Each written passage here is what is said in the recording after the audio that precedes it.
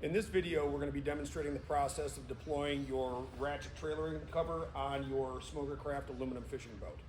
The entire process starts by laying the cover out in the boat and looking for the forward center tag, directions towards the front of the boat. It should be easy to find right by the large opening that fits over the trolling motor.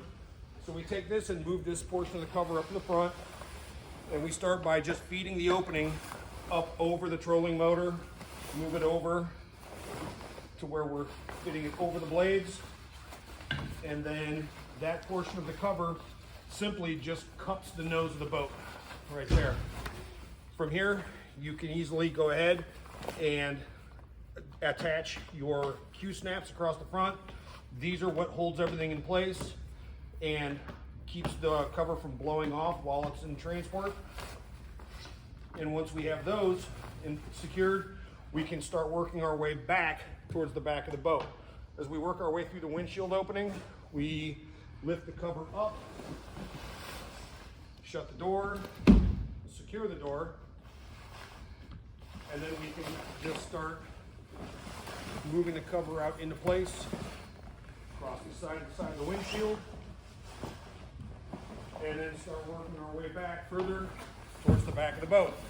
The cover fits over the top of the seats. We just kind of lay it off the side as we go, and then we move back.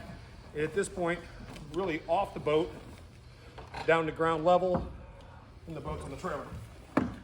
So starting on one side, we just cup the cover over the corner of the boat, move to the second side, move this one, cup it over, and then you're going to have one strap. This should be a free end that just feeds all the way through the motor. Grab it from the other side, and this will attach then to the quick release buckle on the other side, and we give it a little bit of a cinch. This is how we start getting the entire cover secured onto the boat. Starting with one corner, you're going to take your quick release buckles, feed it through the eye,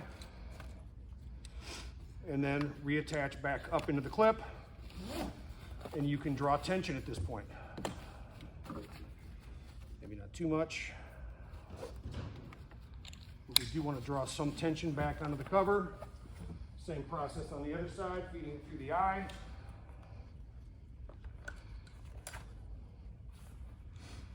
And then the best thing to do at this point is to secure the snaps in the motor well.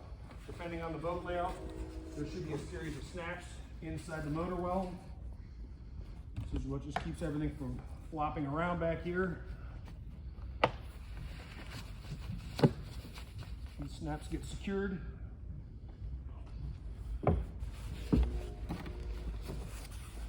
And then at this point, you're ready to really start drawing tension down onto the cover.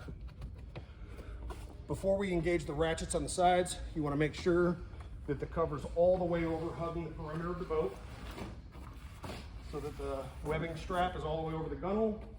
Make sure we do that on both sides.